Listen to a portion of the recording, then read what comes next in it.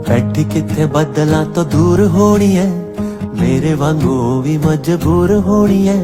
सुनदी तां गल भी जरूर होनी है, सुनदी तां गल भी जरूर होनी है।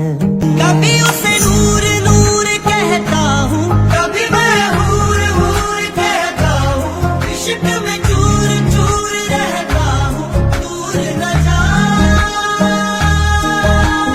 पत्थरां दे विच जिवें फुੱਲ उगदे, अज कल साथ यारा किथे पुगदे।